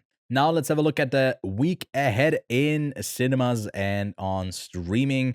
We got the Pixar sequel, yet another sequel from Pixar, Inside Out 2, that adds a bunch of other emotions inside Riley's head. We'll be talking about that one more extensively next week. Then out in limited release, we got Tuesday, the Julia Louis-Dreyfus A24 movie that they have not promoted since January.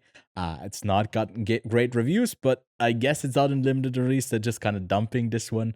I'm not holding my breath to catch it as well. Firebrand, I thought we talked about it before on limited release, or something like that. But it says again, it's coming out in limited release. So I don't know what's up with that. It's such a slow burn that they're releasing it so slowly. Yeah, it takes 2 weeks to come out. You can catch it over the span of like 1 week, just like periodically. Out on digital in the week from June 10th to 16th, we got Presumed Innocent, an Apple TV Plus show that's debuting. It's 8 weekly episodes starting on the 12th. Then we got the 4th season of The Boys over on Prime Video, also starting on the 12th. That's also going to go weekly with its 8-episode season 4. We got House of the Dragon season 2, which airs, I think, only its first episode. I got screeners for the first 2. They're still under embargo, and they haven't given me a day to lift it yet. I haven't watched it yet. But I'll talk about that next week for sure. I saw the TV Glow, which got raving reviews out of Sundance, and I think it played again at South by Southwest and some other festivals. It was out in a limited release in the States, is going to be out on digital, and I can't wait to catch up on that one. Monkey Man is out on digital, as well as Ultraman Rising, the adaptation of, I think it's an anime over on Netflix. And out in Swiss theaters, we are getting Ama Gloria, which was, I think, 2 years ago or a year ago, it played in Gun. And then over in Australia, you are getting The Exorcism, which is with Russell Crowe, but it's not the Pope's Exorcist. He just does another exorcism movie. And you get that one early because he's Kiwi. Yeah. So that means by reasons of proximity, I guess, you're getting this in Australia first. And then the Sydney Film Festival is going on right now. So if you're in and around the area, I don't know if they do public screenings. We might get like a last minute press accreditation, but we can't obviously get there. I don't know if we'll get any screeners, but probably not for Megalopolis because we need a little guy to walk on stage, to interact with Adam Driver. And we don't have that at home. I don't know, Lachlan, do you have any little people at home that could walk up to your screen? Toy Story 4 has not happened yet. But yeah, Megalopolis is screening that in IMAX. So maybe don't miss it, because I don't know when the next opportunity is going to be to see that on the big screen among I think over 10 other gun features. I really messed up like when we meant to schedule that, so maybe you could even go, but hey, we kind of fucked up this year to get you there, and I didn't think that the selection was going to be this great from pulling from Gun. But knowing that, maybe it will send you next year. That's it for the week. Again, like I said, we're going to talk about Inside Out 2 next week. And in the meantime, Lachlan, you watched Hitman twice, right? You watched it alone and then with your girlfriend. I feel like that's the perfect pastime. I would recommend a double dose of Hitman, Glen Powell and Richard Linklater to you as well. And yeah, we'll see you next week. Bye.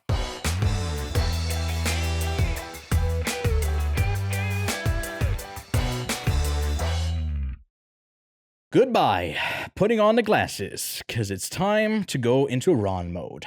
I'm going to pick up some chicks. Nice. And in that, I mean chickens.